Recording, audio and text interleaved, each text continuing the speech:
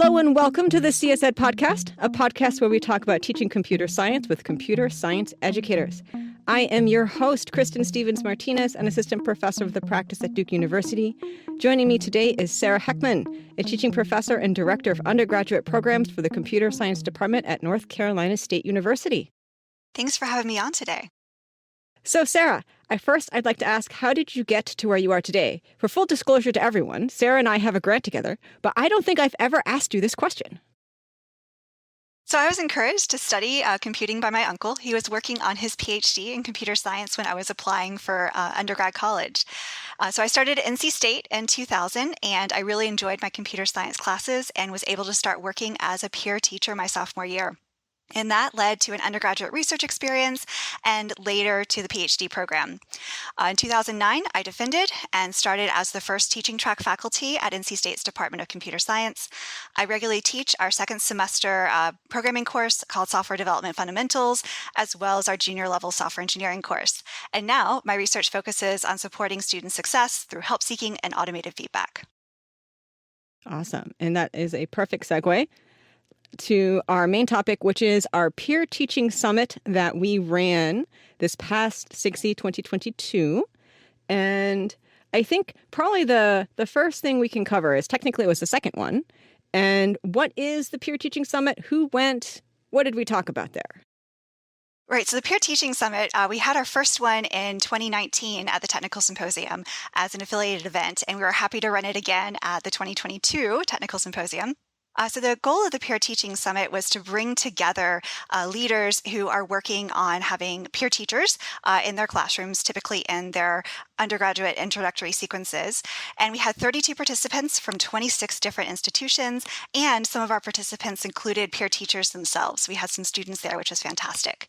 The institutions were a mix of public and private, had various sizes, but we tended to have more from slightly larger institutions, particularly where they had a significant number of peer teachers, so more than 15 or 20 in their organizations. And when you say peer teachers, what do you mean exactly? Right, so peer teachers that we talk about tend to describe undergraduate TAs, potentially tutors, or other near peers that support help seeking. So depending on the institution, responsibilities of the peer teachers may include grading, running lab sessions or recitations, holding office hours, supporting asynchronous message board help seeking, and those responsibilities do vary by institutional context. Yeah, so I think a question that some people might be wondering is, why aren't grad students kind of in this context considered a peer teacher? Well, I think that varies a little bit by institution too. I actually do call my grad students TAs peer teachers, but a lot of times we're focusing on that near-peer relationship. And a student who has just recently taken the class, who's helping someone who's currently in the class, really provides that connection.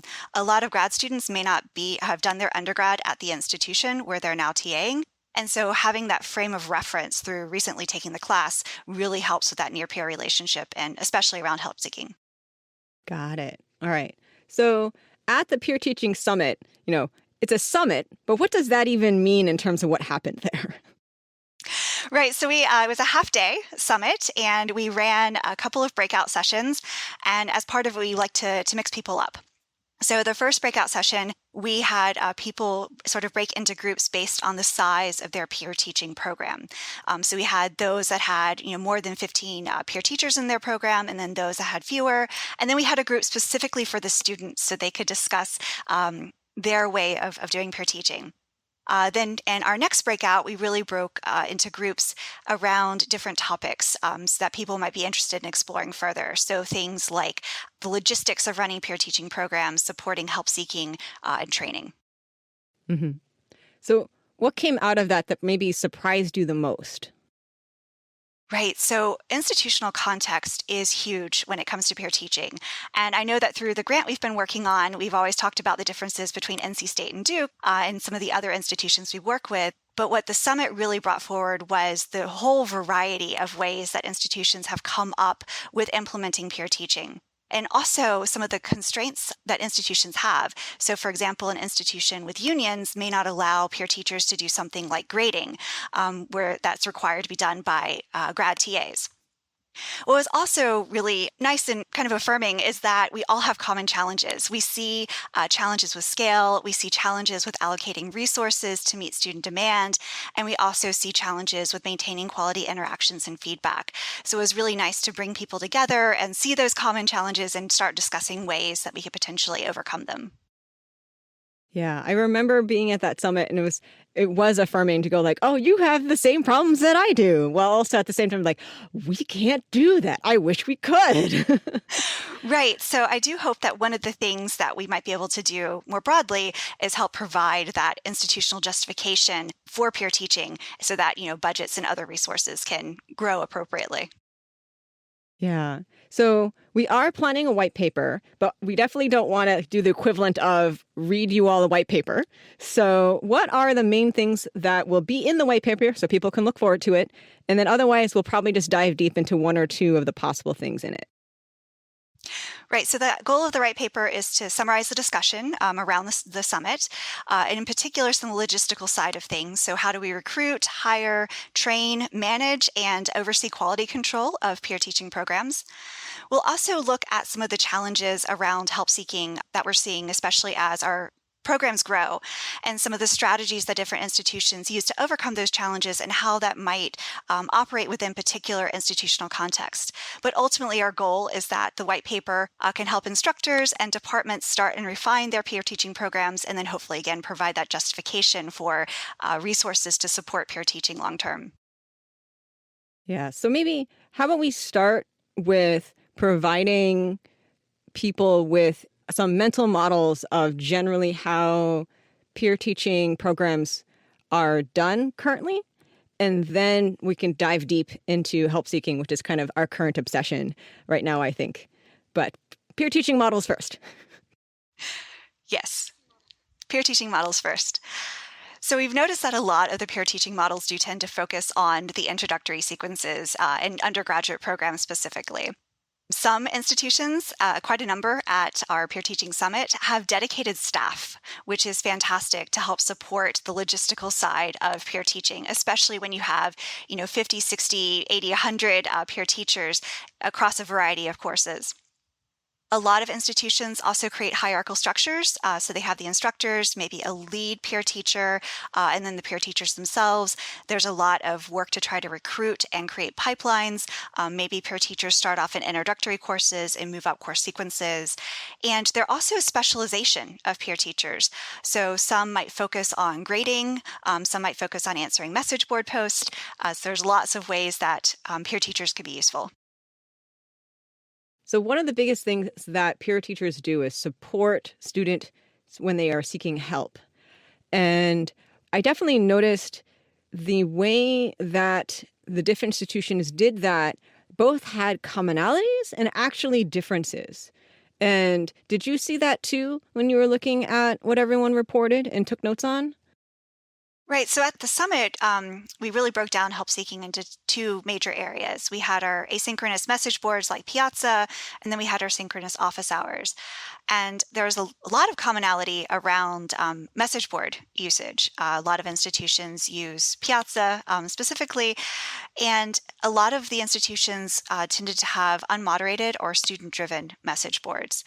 So some institutions might require peer teachers as part of their responsibilities to regularly check in and answer questions. That's something I like to have my peer teachers do at NC State. I also encourage batching so it doesn't become completely overwhelming. Oh, yes. I feel like there's always a TA that somehow enters into the whack-a-mole answer every post as soon as it goes up mode. And you kind of have to help that TA dial it back so that it doesn't kind of overwhelm their lives. Because it can very easily overwhelm their lives. Oh, yes. Like the way that I tell my TAs to do it, it's like we do assign certain days, like this is your day, but you only have to go once. You have to go at once at least some point in this day. But otherwise, you do not have to whack-a-mole every single post as soon as it goes up.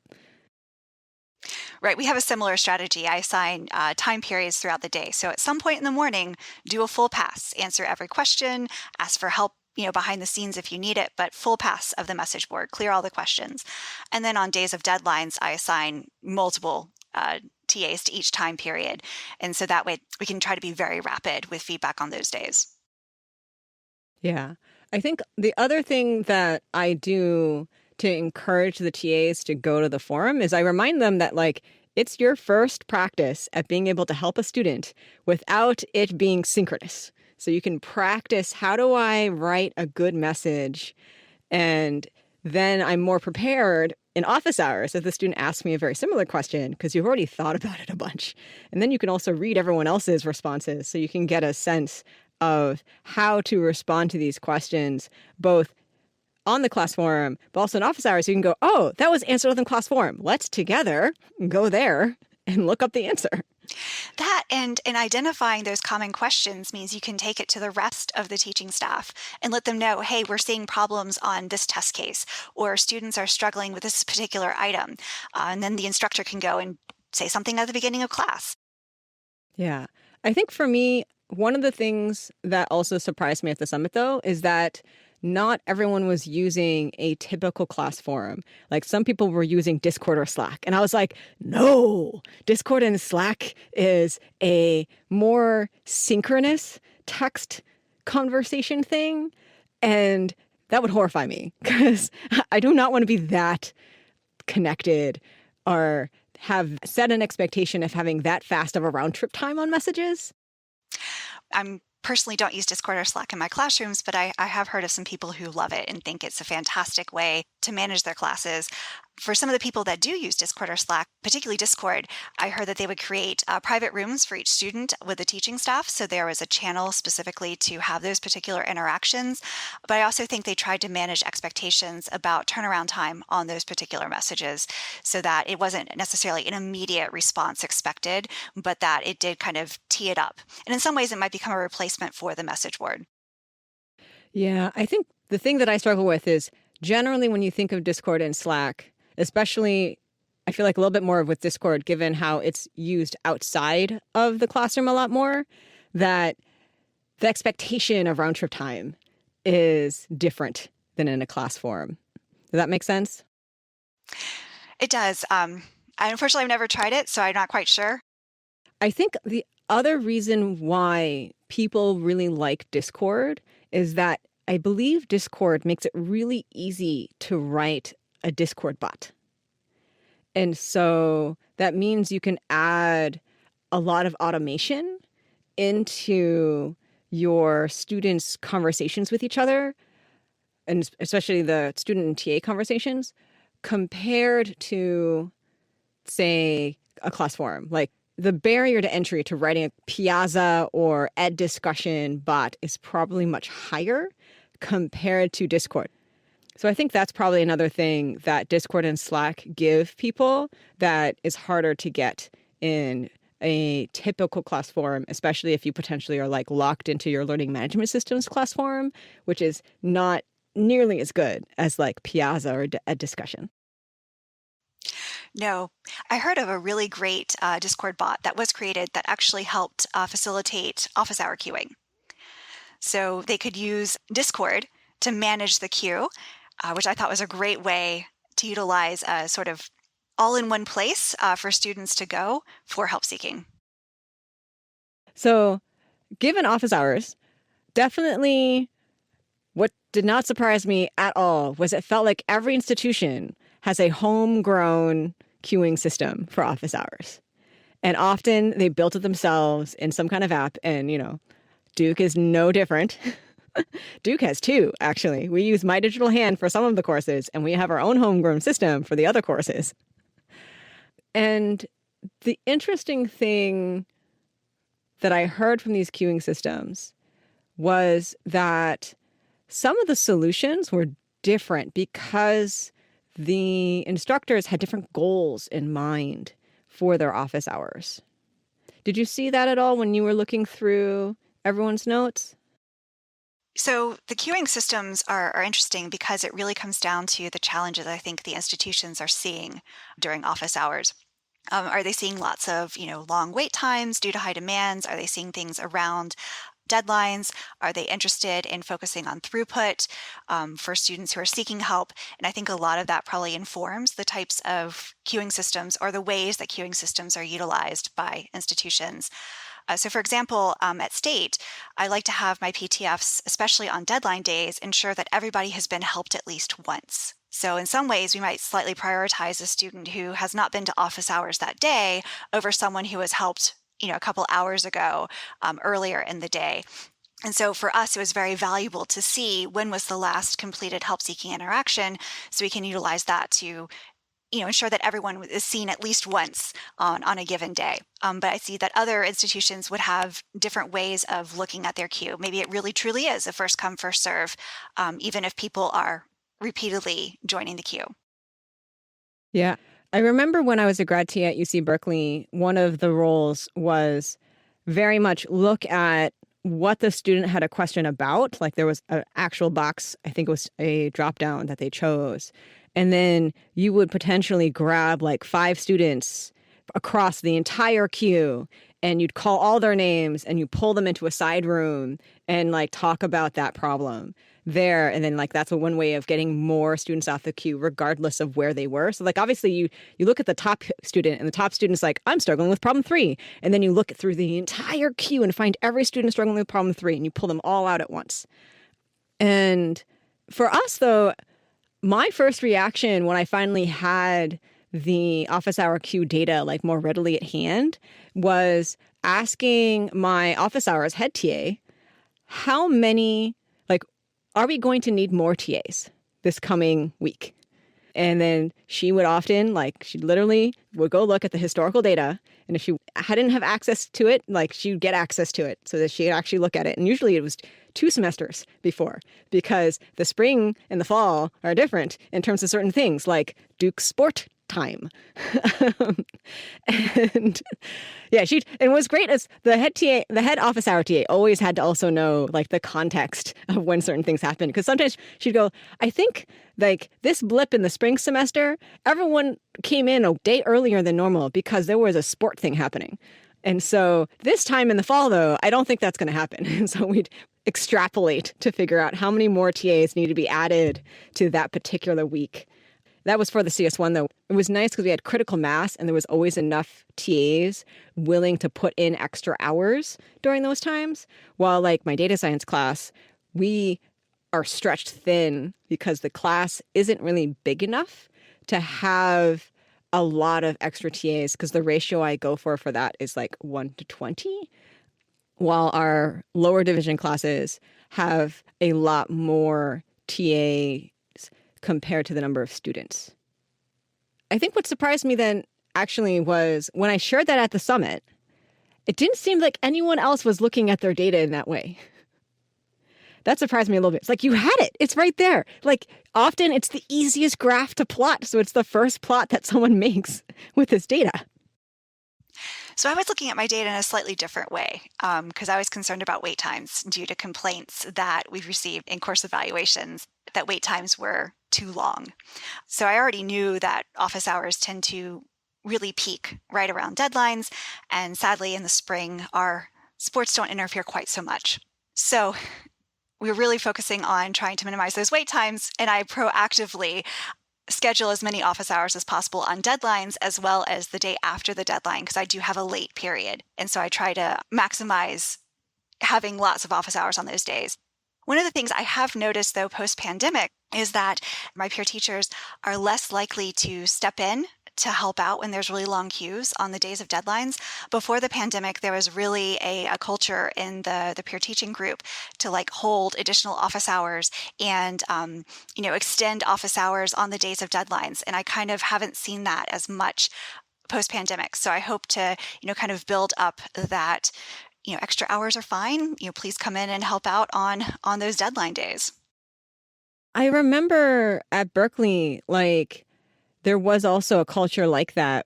And here, I don't really see it very much at Duke, but I suspect that probably the reason why your PTFs don't do that now is, my goodness, this pandemic kind of made everyone tired. Yes. One of the things that concerns me about the pandemic is a lot of our social ties, social skills, desire to socialize have weakened to a certain extent.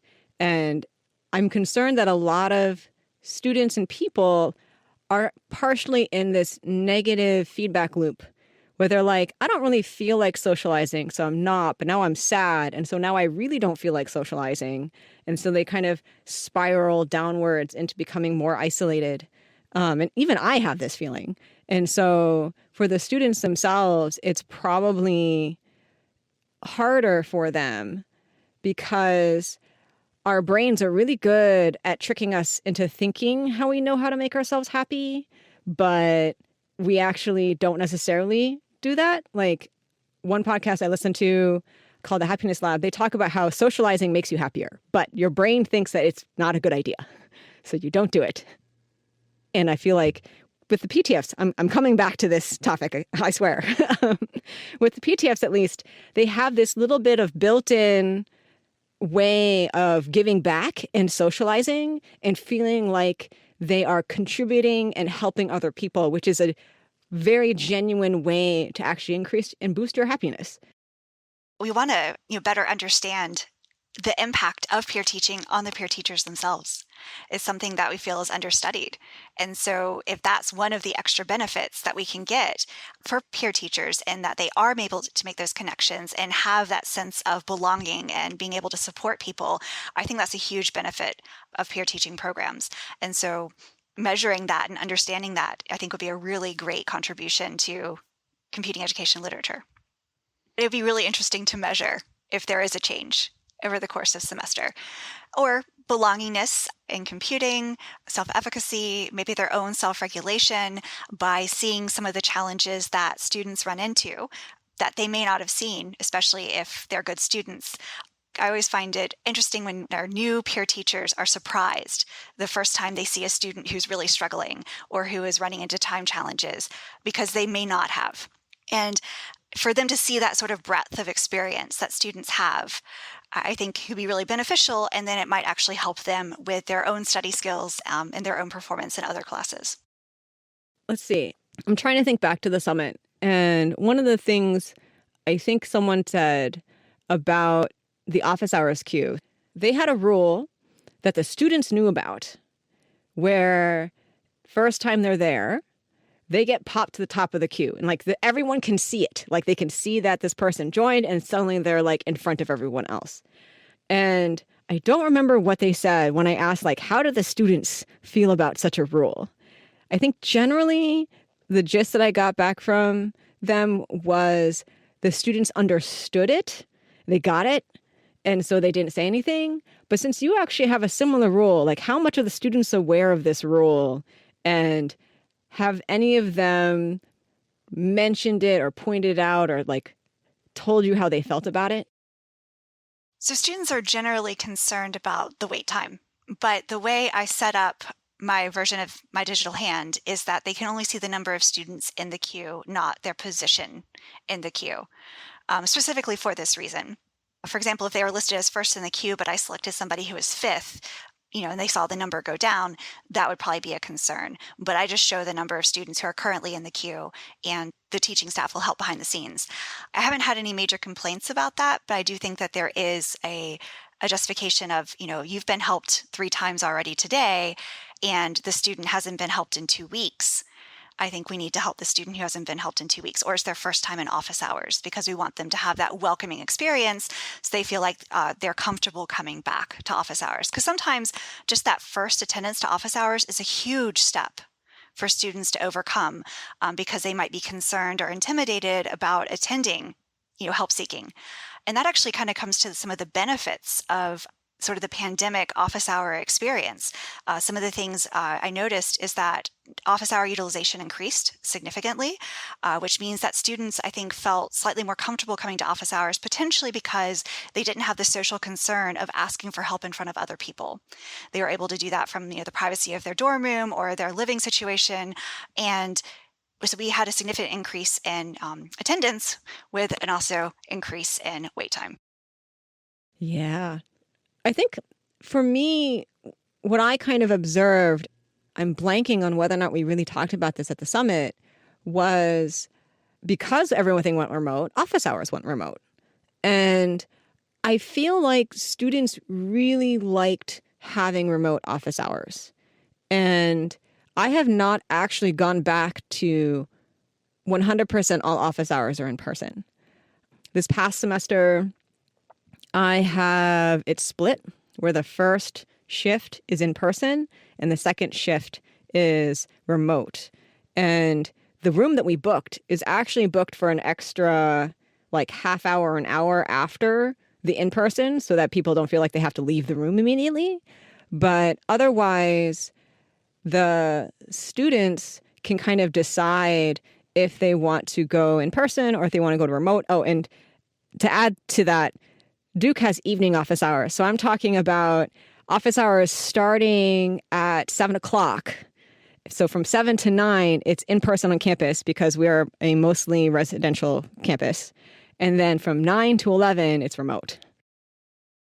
Well, I mean, that is one of the interesting things about how Duke structures their office hours is that they're all evening because mine are spread throughout the whole day. But interestingly, we didn't really talk about, pre versus post-pandemic help seeking at the Peer Teaching Summit. I think a lot of it is really kind of focused on queuing and Zoom and some of the support there, but there wasn't an in-depth discussion about, are people planning on going back to in-person office hours or staying remote or having a hybrid mix. So at this point, at State, or in my class at least, I'm still doing online office hours. I've not yet switched to hybrid, though I do have both peer teachers and students who would really like to have in-person office hours. Right now, it's because there's a lot of flux with our space, so I don't have a dedicated space for those office hours to be held. But once I am able to reclaim some of that dedicated space, I'm going to hopefully be moving to a hybrid model of office hours. However, we also serve a population of post-baccalaureate certificate students who are typically working professionals. So having those evening and online office hours are needed for that particular group of students in our distance education offering. And so I don't want to go back to completely in person. I do like having the virtual elements. I don't think I'll ever go back to 100% in person. And it's kind of like for many reasons. The biggest one is access, so that students who live off campus, because even though we're residential, there are students who live off campus and they don't want to schlep all the way to campus to get help. The other one is like safety. So 9 to 11 p.m. is late. Campus is pretty much safe. But at the same time, like, I don't necessarily want to feel like I'm partially responsible for a student to be walking in the dark at midnight, potentially. And then the other piece that's funny for me is that I made my office hours hybrid. Like, my rule is I will have office hours for 2 hours each week. And one is in person, and often it's right after or right before my class. Usually it's right after because that's when students find me. And the other hour, I often am a little data driven. I tell my students, all right, I'm going to have virtual office hours for 1 hour on Monday. You all are going to tell me what hour of the day is good, bad, or I'll do it if you actually pick that hour, but I don't like it. And I've had more students come to my virtual office hours compared to my in-person office hours because mine are during business hours, and due to Duke culture, they all prefer the evening hours. But I do have students come, and usually it's during the virtual ones because maybe I'm less scary online, or it's just more convenient. Right. I'm probably going to stick with virtual office hours for myself. Part of it's my schedule is so slammed in the fall. And also my office can be difficult to find. So I'm kind of in a back hallway and I have to give directions to my students. Once they find it, they usually have no problem getting here. But I also, when I was holding in-person office hours, I like to hold it in the same space as my peer teachers in that kind of more open, working space where students could come in and work. And, until we get that space again, I'll probably continue with the virtual office hours. Yeah, depending on where my lecture room was, if there was a lounge nearby and I had office hours right after class, I would just have it in the lounge. And then I'd leave when my office hours were over. If there was no real lounge area and my office was nearby, then I would have it in my office and students would just follow me like little ducks. But yeah, so I'm trying to remember if anyone talked about hybrid office hours, because I already know that there are different ways to do hybrid, for example. I do it by time, so students know exactly when office hours are in person versus hybrid. But I know that our CS1, it's both at the same time. Like there's a room during the whole time and there's people on Zoom the whole time. And they can kind of do it because there's always at least 2 to 4 TAs for every single window, which funny for me is that when I have collect data from that class about how office hours are going, I don't actually know if it was an in-person interaction or a Zoom interaction. And students in the in-person room might get helped by a Zoom TA. So that they're in the room, but they're on Zoom getting help that way. So it's kind of a free-for-all right now, I believe, for our CS1. Well, I think we need to update data collection there so we can get a little bit more information about those hybrid office hours. Yeah, we can try. What are some open questions that you want to explore in this space? Yeah, and we have a lot of open questions. But we have data. So we have data about who attends office hours, who interacts on message boards. We can look at how these interactions intersect. So do people who attend office hours also post on message boards and vice versa? But what we don't know, or at least one of the things I'm interested in, is that if these help interactions are actually successful. So while we do collect data in My Digital Hand about if the student was able to finish answering their question during office hours, I really want to have something a bit more concrete about what success looks like, meaning can we see some type of measurable progress on a project? Are they now passing a test case they weren't passing before? And can we potentially tie that to some type of help seeking, either message boards or office hours? But I think the other piece that we're really interested in exploring is why students seek help, and getting into the qualitative piece of it. And then in some cases, why they don't seek help. Yeah, and there is actually quite a bit of literature from education psychology that has looked at this question. But I think the interesting thing is that most of that literature assumes that the help is from teachers or peers, but not peer teachers. So it's like their roommate or someone like that helping them. So I think it's definitely an interesting space. For me, what I'm interested in, and I think this is more like the teacher side of me really trying to influence the research side of me, I want to better understand how teachers curate the student experience and behavior, such as by these rules, like if you haven't been to office hours today, you get to the front of the queue. Like for you, the students are not aware that this rule is kind of being applied, so you kind of only just told the TAs to do this. While I'm pretty sure there's at least one other institution that uses this rule, but it's visible in the app. And so everyone knows, the students know. And generally, it seems that the students are kind of like, yeah, that makes sense. It's like a fairness thing. And there must be other rules out there because like when I heard this rule, I was like, oh, that makes sense that you can do that. But it just never occurred to me that I could do that. And I'm like, there must be more things like this out there. And I kind of want to sit down and just like find the map of all the ways that people do this. And then I'll probably lift a bunch of rules and do them. I don't know if it's experiments because it's not really experiments for me. It's more like, oh, I like this rule, I'm going to do it. And then, oh yeah, I should measure that and see what happens. Right, but the measurement's so important. So the rule, of helping a student who's not been seen yet today or who's never been seen before is one we've been doing for a while. But we have some preliminary results that show that about 50% of students will leave the office hour queue after they've been waiting about 49 minutes. And so if we want to, be able to maximize throughput of students who are actually there, we do need to be mindful of the wait time. And so it might be that if someone has just joined and they've never been helped before, and there's a student who's, approaching minute 45, who maybe has been helped before, you have to kind of think about the balance of throughput there too. So it might be that the student who hasn't been there before, they can wait a little bit while you help a student who's been waiting for a while.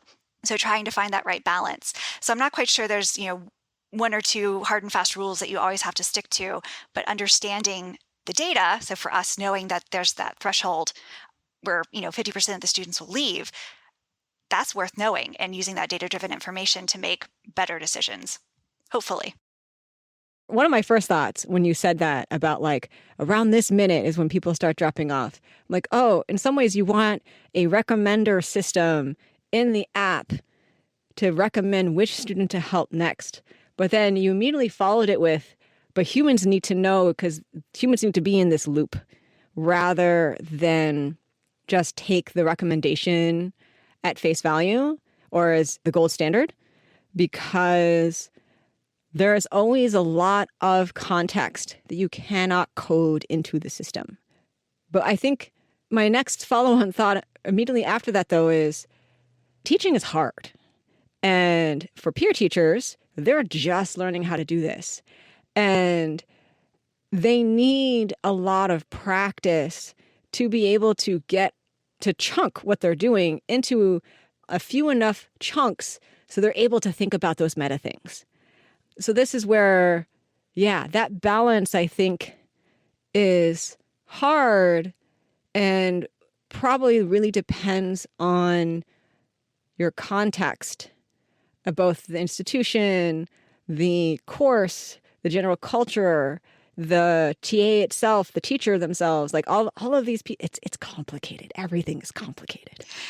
It is. And it is interesting because as TAs are getting started, we've noticed that they take longer in the interactions with students. So as TAs become more experienced with the course in future semesters, their interactions become more efficient. And so there is going to be that expectation that newer TAs might have lower throughput during office hours in particular, because they are, struggling to maybe find the right answer, find the right guidance to help that student move forward. And so trying to provide that safety net behind the scenes. So while I may not use Slack or Discord in my classes, I do use it with my teaching staff. Oh, yeah. And I always invite the TAs to, say, if you don't know the answer to something, please ask on Slack. We are happy to make you look as good as possible with helping the student by providing you with the resources you need to have a successful interaction. Because we don't want, people left hanging with these types of interactions. We want them to be successful and move forward. Yeah, I think my reaction to that is like, that's great for, say, a class with critical mass like RCS1. Like odds are good, there's always multiple people on Slack. But for my data science class, where we're a team of 15, and that I'm counting myself and the grad TAs and everything, the odds are smaller that there will be someone available on Slack to help in the moment. So I think the way that I handle that, so we don't leave the audience hanging of like, how do you solve that problem? I have a tradition in my TA meetings that I call TA win or TA I'd like feedback. And I literally generate a random number and count off. I'm like, oh, there's 10 of us here. Random number 8, 1, 2, 3, 4, 8, you. Or not you, it's like, Scott, do you have a TA win you'd like to share or a TA I'd like feedback? And most of the time it's a feedback request. And that is kind of my primary way right now that I both find out issues that might be happening in the class from my TAs, or provide all of my TAs some tips, tricks, tools, ways of handling a situation, also providing them some kind of like thought experiment for what they might also have to come across and have happen to them, so that they have some like key phrases or something that they could say to give themselves some time to think before they continue the sentence to try and help the student, or potentially say things like, my office hours are over. I'm sorry. The next TA is going to help you. I really like that, because that's one of the things I struggle with, is that trying to find that common time for all of my teaching staff to meet means that I usually do a lot of the administration over Slack rather than through synchronous meetings. And because of that, I feel like there's a lot of knowledge lost, both between the TAs, but also with TAs letting me know of concerns, because they don't always make their way to me. So having something like that to facilitate, even if it is asynchronous or slightly more asynchronous through something like Slack, is a great way to make sure you're informed as the instructor, since ultimately it's all on you. And to be clear, I don't actually have a single weekly meeting with my TAs. I always end up having 2 weekly meetings with my TAs. And this is for my data science class with only like 15 of us. Like, it always ends up that I have to split it in 2, and I meet half of them in one meeting and I meet half of them on a different day at a completely different time.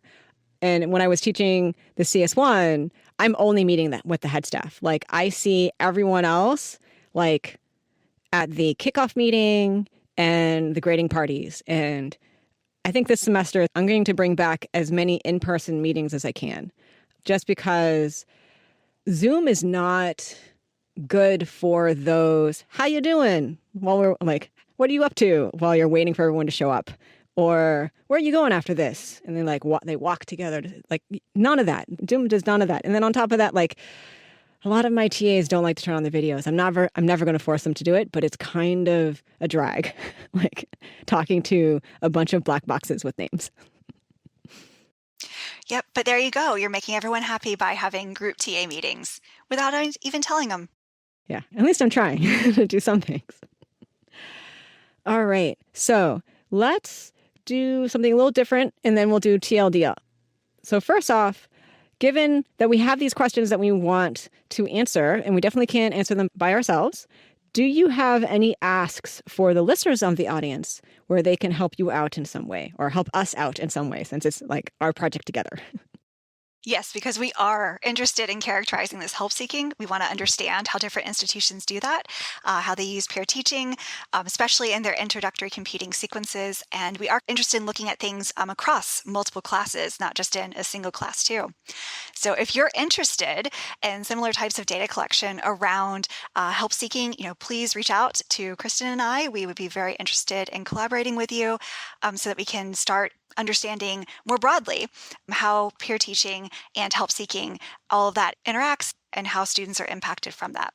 And then ultimately, we want to bring together people who with peer teaching programs to future peer teaching summits. Hopefully you'll see one at a future technical symposium in a few years and be able to learn from what everyone else is doing in the community.